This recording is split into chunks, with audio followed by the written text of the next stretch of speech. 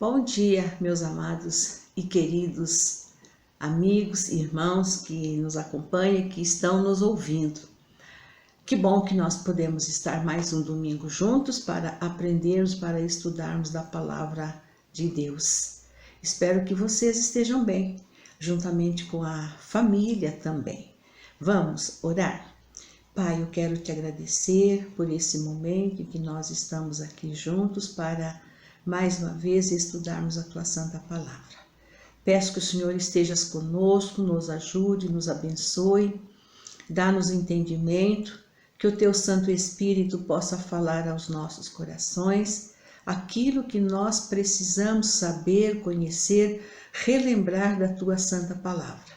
Nós precisamos de ti, Deus, e nós cremos que somente em ti nós podemos encontrar soluções para os nossos problemas, as nossas dificuldades, em especial para a nossa vida espiritual, que é mais importante do que qualquer coisa, pois nós sabemos que todos nós vamos partir deste mundo e nós queremos partir para estar para sempre com o Senhor. Então, Deus, abençoa-nos, ajuda-nos a entendermos a tua palavra e a vivermos, a colocarmos em prática nas nossas vidas, Pai. Muito obrigada por tudo. Abençoa os meus irmãos, os meus queridos que estão aqui participando desta aula. Que eles possam ser grandemente abençoados por ti, guardados e protegidos por ti. Que os problemas, as dificuldades que eles encontrarem, eles possam depositar aos teus pés, para que assim o Senhor continue cuidando de nós. Obrigada por tudo, Deus, nós oramos em nome de Jesus. Amém. Vocês já me conhecem, eu sou a Tereza Braz, eu sou professora da classe Boas Novas. Nós estamos estudando os evangelhos e hoje nós continuaremos estudando o evangelho Mateus capítulo 25 em diante. No domingo passado nós estudamos, nós paramos naquela parte que nós estávamos colocando, aprendendo sobre as ordens dos acontecimentos futuros, do que a Bíblia nos ensina com relação ao que vai acontecer. E então nós precisamos simplesmente estarmos preparados para esse grande dia, quando Jesus voltar para arrebatar a sua igreja. Eu sei que existem muitas correntes, muitos pensamentos com relação a esta parte de escatologia que nós chamamos, que são as coisas que estariam ou acontecerão nos últimos dias. Mas eu tenho assim uma linha de pensamento, assim como nós estamos vendo esses 4 evangelistas, eles escreveram exaltando a Jesus, falando sobre a vida de Jesus, mas cada um deles tinha a linha deles para eles falarem, para eles escreverem. Porém, o assunto ali, o assunto principal, era Jesus Cristo, o Rei que viria para ser o nosso Salvador. Hoje, infelizmente, eu creio que vocês devem perceber também, eu fico percebendo, às vezes eu ouço uma ou outra mensagem através dos meios de comunicação, e às vezes eu fico percebendo que parece-me que aquele evangelho real e vivo de Cristo está ficando para trás. Parece-me que a apostasia está cada vez aumentando mais. Hoje, quando a pessoa está passando por problema, eu não vou dizer que ela não procure um profissional da saúde, um psicólogo ou um médico, mas nós vemos que as pessoas muitas vezes colocam a psicologia, a ciência, o trabalho da medicina acima do Deus soberano. Hoje, muitas vezes, muitos mestres, eu estou dizendo isso de talvez até igrejas ou mestres que deveriam pregar que só Jesus Cristo é o Senhor, que Jesus Cristo veio para morrer na cruz, ele morreu e ele ressuscitou e ele está vivo para nos dar a vida eterna. Muitas vezes esta mensagem cristalina da palavra de Deus, do Evangelho de Deus, tem sido deixado de lado, não tem sido assim pregado com bastante veemência. Nós percebemos que se prega mais o tratamento psicológico, o tratamento físico da pessoa, do que o tratamento espiritual, que é o mais importante. Nós vamos ver sobre o julgamento final, os sofrimentos de Jesus Cristo. Talvez seja até pesado para você, não sei se você tem o costume de ler a Bíblia, de estudar a Bíblia, talvez seja alguns termos, algumas coisas até pesado para você, mas está na Bíblia e nós precisamos estudar, nós precisamos falar da palavra de Deus, porque se nós não falarmos, você pode partir desse mundo sem ter um conhecimento pessoal de Jesus Cristo, o Filho de Deus. E assim sendo, nós vamos então para o nosso estudo. Nós vamos continuar com as ordens dos acontecimentos. Nós no domingo passado, nós estávamos falando sobre o arrebatamento, que a igreja vai ser arrebatada. A igreja, no meu ponto de vista, tá? Como eu falei agora há pouco, a igreja, nós já comentamos que a tribulação, ela tem praticamente 2 etapas. São, como Daniel fala, 3 anos e meio da tribulação, 3 anos e meio da grande tribulação. Então eu creio que a igreja, a tribulação, a igreja vai passar. Nós já estamos até passando. Se vocês perceberem, o nosso mundo de hoje é um mundo atribulado, é um mundo cheio de lutas, um mundo cheio de dificuldades. Então nós como igreja, nós já estamos passando assim por essa tribulação. Só que ao final dessa tribulação, então nas ordens dos acontecimentos, nós vamos ter o arrebatamento da igreja, que nós podemos encontrar praticamente do Gênesis ao Apocalipse, em especial aqui nos Evangelhos, e Paulo também ali em Tessalonicenses, Pedro, eles falam sobre esse arrebatamento da igreja, que será então quando Jesus virá nas nuvens, nos ares, para encontrar então com aqueles que creram nele, aqueles que até aquele momento foram salvos pela graça dele, pela graça do Senhor Jesus Cristo. Depois, em segundo lugar, também nós estudamos no domingo passado, que o rei virá para exercer o juízo, e esse juízo será então exercido sobre as nações. Nós começamos a ver no domingo passado e hoje nós vamos completar. Então, lá no domingo passado, nós vimos que Jesus virá arrebatar a igreja. Israel, então, ele será separado, é o que nós estaremos estudando logo mais, das outras nações, dos outros povos. E assim nós vamos tendo essa sequência. Então, o arrebatamento da igreja, depois a separação de Israel, e nós vamos continuar então agora vendo sobre o julgamento das nações, que nós começamos a ver no domingo passado. O rei então ele vai colocar as ovelhas à sua direita e vai convidá-las para possuir o reino que ele foi prometido então desde a fundação do mundo. E Deus vai então falar para eles que eles vão receber esse reino devido a eles cuidarem dos pequeninos irmãos. Aí então eles estarão reinando com o Senhor Jesus Cristo. Mas os que estiverem à esquerda, que são os cabritos, ou seja, as outras nações, o rei vai dizer então: apartai-vos de mim, vós que não fizeste, não cuidaste dos pequeninos. E o rei então ele vai explicar nos versículos seguintes por que os cabritos deveriam apartar. Porque eles falharam em cuidar das ovelhas durante o terrível tempo da grande tribulação. Nós comentamos que a igreja não passa pela grande tribulação, mas os judeus vão passar. A grande tribulação é para os judeus e para as demais nações. Então eles irão, os cabritos irão para o castigo eterno, mas as ovelhas irão para a vida eterna. Eu quero lembrar que Deus sempre tratou com a nação, desde lá do Velho Testamento, ou com a pessoa individualmente, quanto às recompensas, quanto ao castigo. E nesta hora aqui, vocês podem perceber que essas nações, então, elas receberão o castigo delas. Em segundo lugar, as ovelhas, os justos, eles irão para a vida eterna. Parece que por causa das suas obras, como nós vimos, os cabritos serão condenados e as ovelhas então para a vida eterna. Mas não, Deus sabemos que a vida eterna é um dom de Deus pela fé em Jesus Cristo e não pelas obras, como está escrito em Efésios 2, 8 e 9. Mas a Bíblia ensina que a verdadeira fé, ela produz boas obras. Se não houver obras, possivelmente a pessoa ainda não foi salva, falta alguma coisa, como o próprio Tiago diz lá, a fé sem obras é morta. Como nós falamos, Deus no seu infinito amor para com Israel, ele fez um pacto de salvar o remanescente de Israel, aquele remanescente que ficasse fiel a Deus, como nós lá estudamos lá em Romanos. Então, em primeiro lugar, nós vamos ter o arrebatamento da igreja. Em segundo lugar, nós vamos ver a separação das ovelhas do cabrito, como nós estamos vendo também aqui em terceiro lugar, quando se trata do julgamento.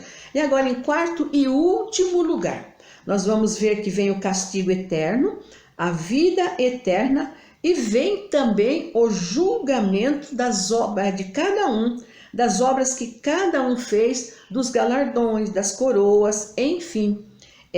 Será então esse último julgamento.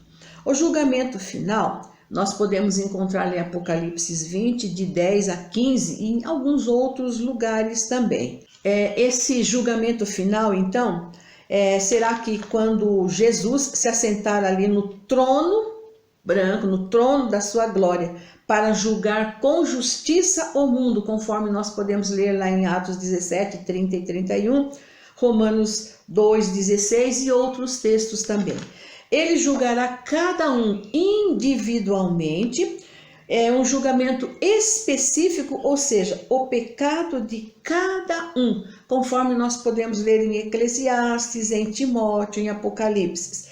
Deus há de trazer a juízo todas as obras e até tudo que esteja encoberto, está escrito na Bíblia.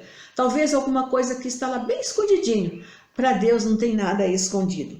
Quer seja coisa boa ou ruim.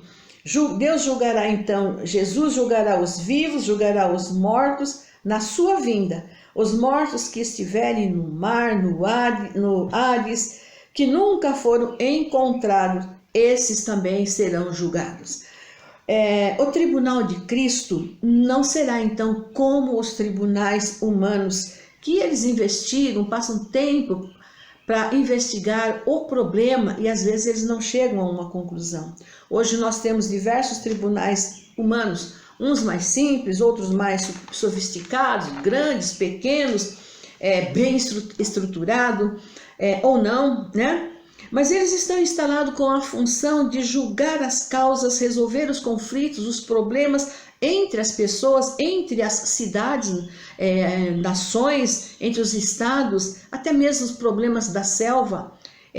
Existem esses tribunais para julgar, mas existem crimes que nunca chegam ao conhecimento dos tribunais ou dos juízes, e às vezes os juízes julgam injustamente, eles erram no julgamento por vários motivos. Sabemos que há um processo que esses processos normalmente são demorados, tem processo que leva 10, 20 anos, e então quando sai aquela sentença parece que já não tem mais aquele valor, aquela eficácia, demora muito então para sair a sentença e para chegar então até o prazo final. Depois que o juiz dá a sentença, muitas vezes as partes recorrem e aí o processo fica e anda e rola, e às vezes ele não chega na conclusão que deveria chegar, passa por todos os trâmites e ainda às vezes a decisão do juiz não é aquela decisão correta. Mas o julgamento que a Bíblia fala, esse julgamento final que Jesus fará de cada pessoa, o processo começa a andar, ele se instaura quando a pessoa nasce. Você e eu, nós seremos julgados de acordo com aquilo que nós fizemos. Claro que esse julgamento que eu estou falando aqui, de Apocalipse 20, trata mais especificamente da nação de Israel e todas as demais pessoas que não foram arrebatadas, mas também Aquele que crê em Jesus, ele vai ser julgado, vai ser assim, julgado pelas suas obras, por aquilo que ele fez. Então, na minha vida, na sua vida, há um processo correndo desde o dia em que nós nascemos. Esse processo já começou a caminhar. Deus, ele estabeleceu a lei já desde o princípio também. E a lei maior que Deus estabeleceu para esse julgamento está em João 3, de 16 a 18, João 5, 24. Que Deus deu seu Filho unigênito para morrer na cruz, para justificar todo aquele que crê nele. Quando o homem crê em Jesus, pelo fato dele crer, ele já está justificado dos seus pecados. Porém, aquele que não crê, ele já está condenado pelo fato dele não crer. Então, todos os incrédulos, todos os seres humanos entrarão em juízo. Lá em Apocalipse, como nós estamos falando, nós temos ali todas as instruções para esse julgamento final. João escreve que haverá um trono branco, branco porque é um trono perfeito, um trono de limpo, um trono de paz. E então por isso ele é um trono branco. E que os mortos, grandes e pequenos, todos estarão diante do trono. Todas as pessoas de todos os tempos ressurgirão para esse julgamento único e final. Cada pessoa prestará contas a Deus. O livro da vida será aberto, e todo aquele que não tiver seu nome escrito no livro da vida será lançado no lago de fogo, ou seja, no inferno. Lago de fogo é sinônimo do inferno. O inferno existe. Existem pessoas que dizem que não existe inferno. E a Bíblia diz que existe sim o inferno para aqueles que não creem em Jesus Cristo, para aqueles que desobedecem, aqueles que não querem andar com Jesus Cristo. Então, como eu falei, essa palavra talvez seja um pouco dura e pesada, mas é preciso nós compreendermos, nós compartilharmos, para que amanhã, quando essas coisas estiverem acontecendo, nós não falarmos, eu não sabia. Jesus não chegar para nós e falar, eu não te conhecia, porque nós não guardamos, nós não vigiamos. Então vamos vigiar e vamos estar preparados, porque são estas duas sentenças, vamos dizer, ou você é justificado porque você crê em Jesus Cristo, ou você é condenado a ser lançado no inferno para toda a eternidade. Depois, quando nós cremos em Jesus, como nós falamos, nós não seremos condenados, mas nós seremos absolvidos. E aí, as pessoas que não dão ouvido à palavra de Deus hoje, elas estão espiritualmente mortas. Vocês perceberem lá em Apocalipse 20, João ele fala muitas vezes de mortos, o mar vai dar os seus mortos, os mortos serão, todos estarão ali presentes. Então João fala muito dos mortos. Esses, quando ele fala ali, são os mortos espiritualmente, aqueles que não creram em Jesus, aqueles que não nasceram de novo. E são elas que serão julgadas, então, nesse julgamento, como nós estamos falando. Observe que o julgamento começa com Satanás sendo lançado no lago de fogo e enxofre, onde será, então, atormentado dia e noite pelos séculos dos séculos. Se vocês lerem no versículo 10, vocês vão encontrar que Satanás é o primeiro, aliás, antes dele, os falsos profetas e a besta já estarão lá, né? Lançados, já foram lançados. E logo aqui, neste momento que eu quero dizer, neste momento, Satanás então será o primeiro a ser lançado no lago de fogo e enxofre, ou seja, no inferno. Depois todos os mortos, grandes e pequenos, os que não forem achados inscritos no livro da vida, serão também lançados no lago de fogo, de acordo com o que está escrito nos livros. As suas obras, tudo o que eles fizeram, então, é a base para o julgamento de Deus. Então, o que nós precisamos fazer para nós não sermos condenados? Como nós sempre temos dito, hoje é o dia da salvação. A escolha é de cada um de nós. escolher a vida para estar com Jesus por toda a eternidade, ou escolher a morte eterna, a condenação eterna, que é o lago de fogo, como nós vimos. Hoje Jesus ele se apresenta como Salvador, como nosso grande Salvador. No dia do juízo ele vai se apresentar como juiz, como nós vimos na parábola das 10 virgens lá, que não adianta depois chegar, querer que ele escreva o nome no livro da vida, porque não vai dar mais tempo. Então é agora, é hoje. E é ele que vai julgar então os vivos e os mortos, e todos hão de comparecer diante dele, conforme está escrito em Hebreus 3, de 4 a 14. Hoje é o dia, é o momento para sairmos de debaixo do jugo da condenação eterna e passarmos então para esse lado que é o da libertação, que é o lado daqueles que estarão com Jesus. Tudo isso vai acontecer, mas nós podemos fazer então um compromisso com Jesus ainda hoje e levar a sério a história de religião.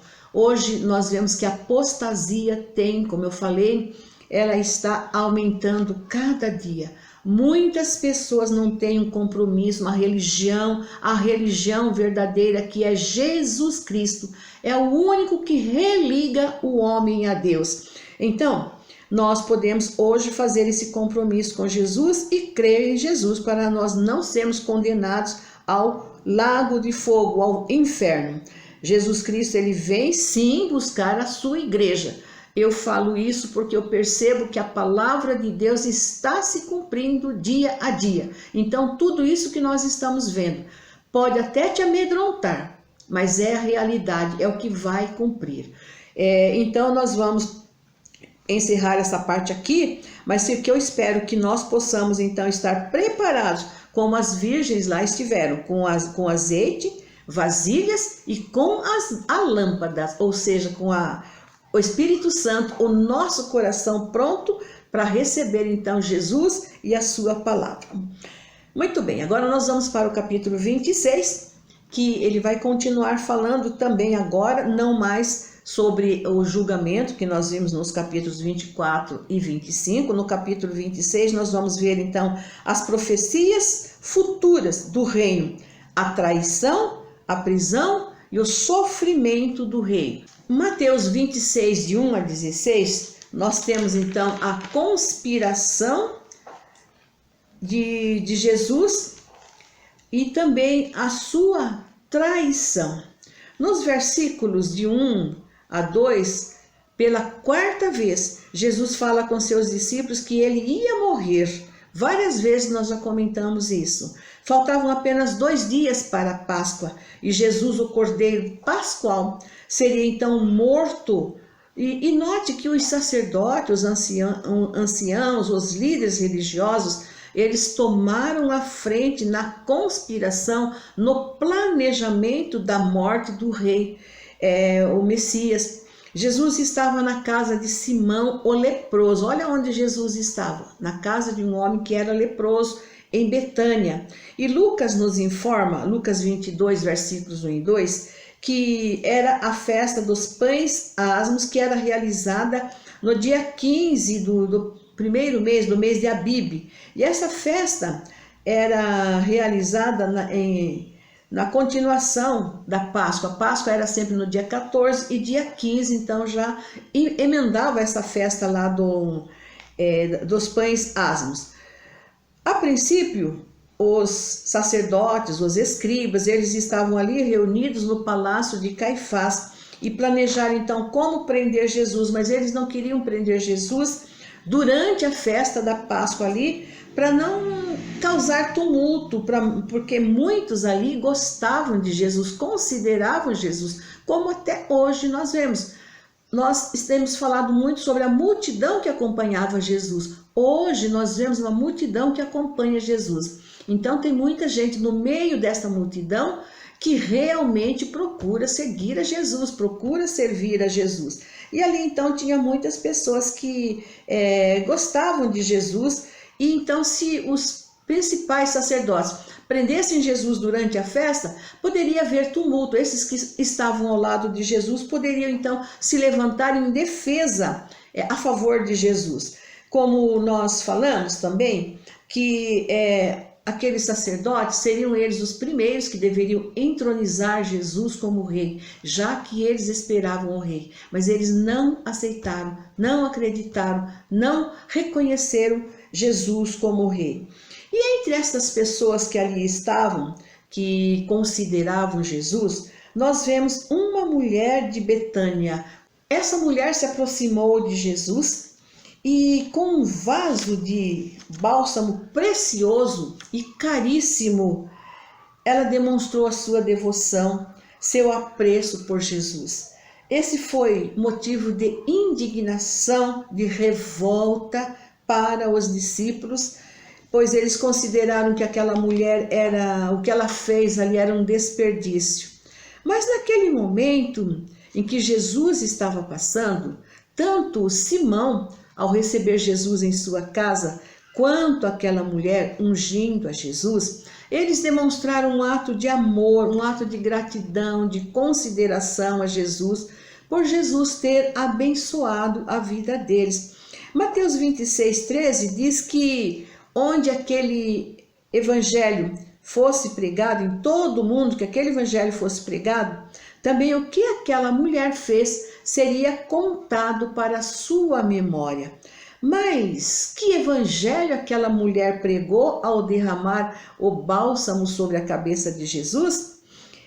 Ela pregou o evangelho da boa ação, da boa atitude, da consideração, como um ato de amor, um serviço, um ato de adoração e de reconhecimento ao Filho de Deus. A fragrância da sua atitude foi registrada e chegou até nós hoje. Quantas coisas nós podemos fazer para Jesus em atitude de amor, em atitude de reverência, de consideração pela pessoa dele. Essa mulher, ela não perdeu a oportunidade de mostrar o seu amor ao Mestre enquanto ele estava vivo.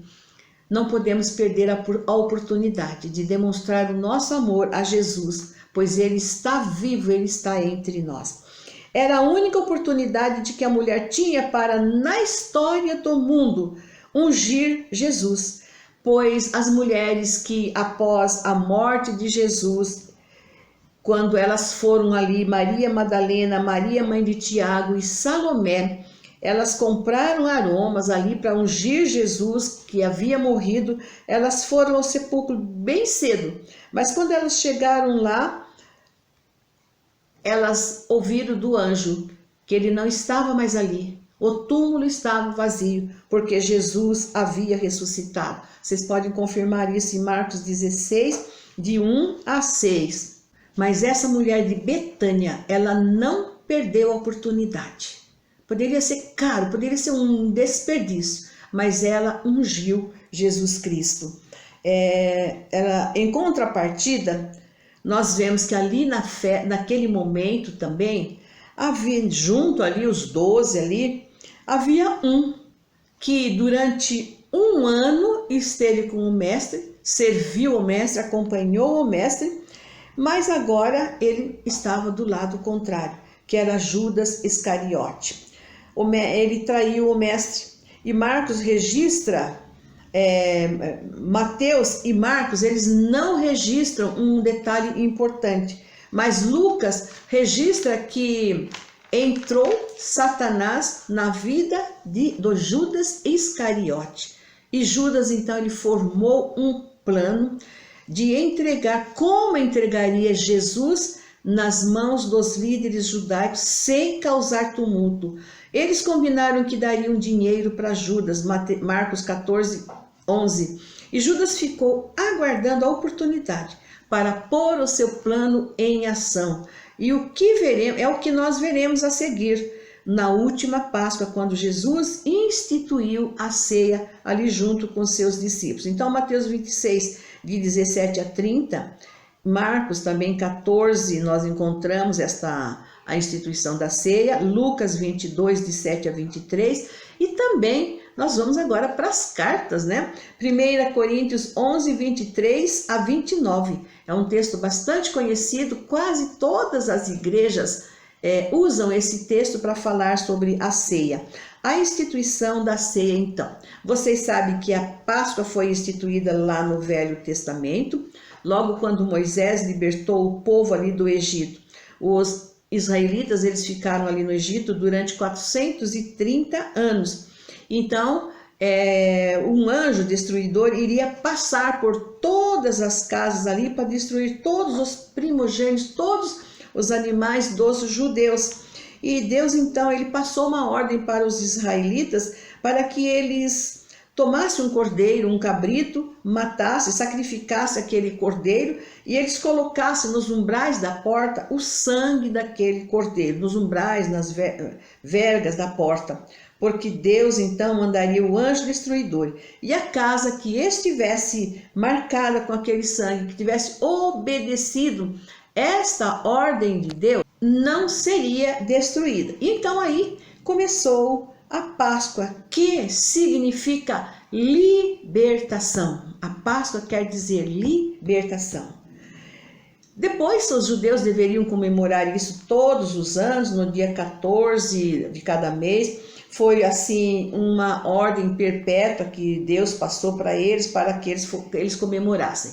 O próprio Jesus, ele comemorava a Páscoa. Nós encontramos que logo nos 12 primeiros anos da sua vida, ele foi levado então para Jerusalém para participar da festa da Páscoa. E dali para frente, todos os anos ele ia ali. E agora aqui em Mateus, Jesus então ele foi para Jerusalém mais uma vez para participar então desta última Páscoa, conjuntamente com os seus discípulos. Era uma quinta-feira à tarde. Vocês sabem que normalmente a Páscoa é sexta-feira, e continua sendo sexta-feira, né? Todo judeu tinha que tirar ali do seu lar o fermento levedado. Os discípulos estavam sem perceber tudo o que estava acontecendo, embora Jesus muitas vezes tivesse falado com eles, tivesse orientado, falado que ele ia sofrer, ele ia ser crucificado, ele ia ser morto. Tudo isso estava se cumprindo, mas os discípulos parece que estavam assim muito alheios a tudo que Jesus falava. Eles não acreditavam com toda a veemência em tudo aquilo que Jesus falava. Por isso que eles perguntaram para o mestre: onde queres que preparemos a Páscoa, a refeição para nós comermos juntos? Jesus dá então toda a orientação, em especial ele chama Pedro e João e passa a orientação para Pedro e João. Vão a Jerusalém, lá vocês vão encontrar um homem carregando um cântaro. Olha que detalhe importante. Naquela época, os homens não carregavam cântaro. Quem carregava o cântaro era a mulher. O homem, ele não deveria carregar aquele cântaro. Mas Jesus explicou para eles: vocês vão ver esse homem carregando esse cântaro, sigam esse homem até a casa dele e perguntem para ele onde está o aposento para o mestre celebrar a Páscoa, comer a Páscoa com seus discípulos. Lucas 22:11, vocês encontram isso. Mas veja que Jesus perguntou assim, mandou os discípulos, orientou os discípulos assim com humildade, né? Mas ele lhes mostrará um grande cenáculo mobiliado.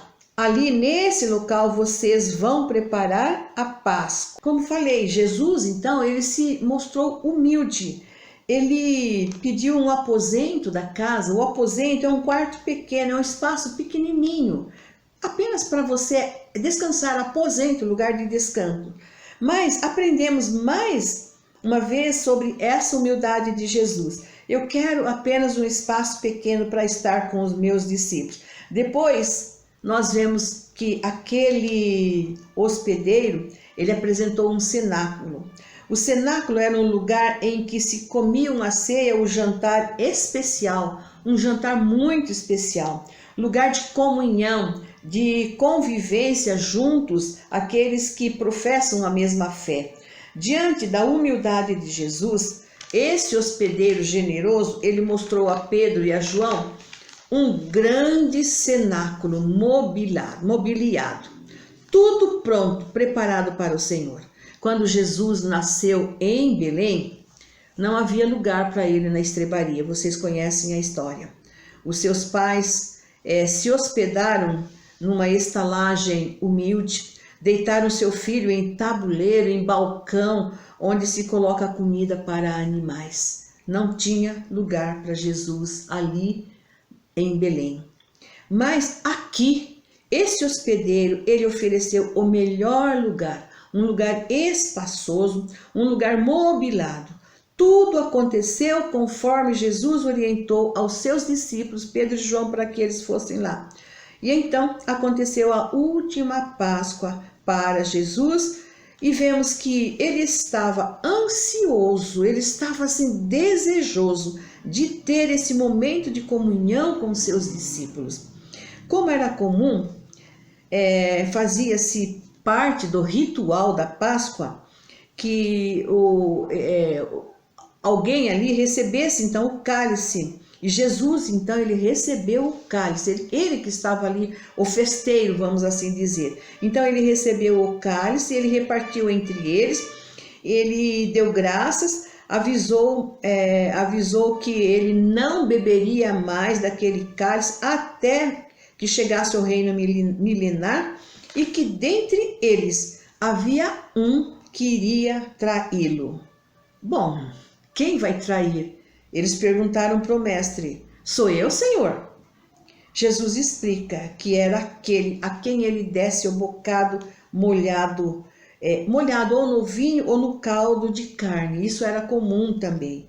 E Jesus ofereceu a Judas. Judas foi para o Senhor um visitante de honra, porque o hospedeiro fazia isso para o visitante de honra.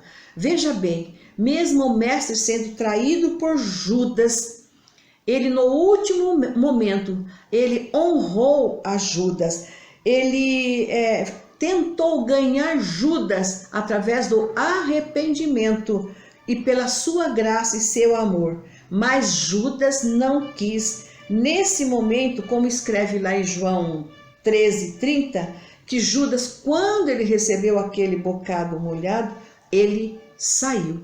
Isso era na quinta-feira à noite. Judas saiu, deixou ali Jesus com seus discípulos e saiu. E então, quando Judas saiu, a seguir Jesus instituiu a ceia do Senhor. A primeira ceia com os 11, porque Judas já havia saído, como nós estamos falando. Ele não participou desse grande momento de comunhão com o Senhor. Os elementos essenciais, pão e vinho, já estavam ali, porque terminou a Páscoa, em seguida Jesus já instituiu a ceia. Aí então, no versículo 26, Mateus 26, nós lemos que Jesus ele tomou o pão, que representa seu corpo, conforme nós sabemos. Isaías 53:5, nós lemos que ele foi ferido, ele foi esmagado por causa dos nossos pecados. Por que ele foi ferido, ele foi esmagado, ele foi então assim, vamos dizer, triturado. Porque se ele não triturasse, se não esmagasse o seu corpo, como cada um de nós receberíamos uma porção pequena, o corpo dele é alimento para nós, como cada um de nós receberíamos uma porção de Jesus Cristo. Foi por isso que foi da vontade do Pai, como nós lemos lá em Isaías, para que o seu filho fosse esmagado, o seu filho fosse então se tornasse enfermo. Ele levou sobre si o pecado de muitos e pelos transgressores ele ainda intercede. Foi por isso então que Jesus tomou o pão para ser moído, para moer, para que cada um de nós possa depositar a fé verdadeira nele e ser alimentados por ele. Se ele não fosse moído, se ele não fosse esmagado, nem todos nós poderíamos participar da ceia do Senhor. Ele mesmo partiu o seu corpo, ele mesmo se entregou ali e por fim ele deu aos discípulos, ou seja, ele se deu por nós. Da mesma forma também, ao entregar o cálice, o vinho, que representa o seu sangue, ele deu aos discípulos o cálice que continha o fruto da vide, que por sua vez simboliza então a nova aliança. Ele fala do novo pacto ali na ceia. aliança da graça que ele veio trazer, que seria então ratificada pelo seu precioso sangue derramado ali na cruz do Calvário, que é suficiente para providenciar perdão para todos que se arrependem, todos que confessam os seus pecados. Jesus avisa os seus discípulos, mais uma vez, que ele não beberia mais do fruto da videira aqui com eles, até que ele voltasse a reinar, quando então o vinho novo, significando também ali o seu reino, a sua presença, a sua volta para com os seus discípulos. Em Lucas 22:19, Lucas escreve que os discípulos deveriam tomar a ceia todas as vezes em memória de Jesus. Por isso, independente dos elementos para a ceia, o pão e o vinho, qualquer outra coisa, o mais importante, o mais necessário é lembrarmos que todo esse sacrifício de Jesus foi por amor de cada pessoa, foi por amor a mim e por amor a você, que sempre quando nós formos tomar a ceia, nós possamos recordar e reconhecer que esse momento da ceia foi um momento muito importante. Lá em Coríntios, nós falamos de Coríntios, nós não lemos, mas lá em Coríntios, Paulo fala, fazer isso todas as vezes que comerdes esse pão, todas as vezes que beberdes este vinho, fazer isso em memória de mim. Muitas pessoas, muitas vezes, participam da ceia, mas não faz isso em memória de Cristo, daquilo que Ele fez por nós na cruz.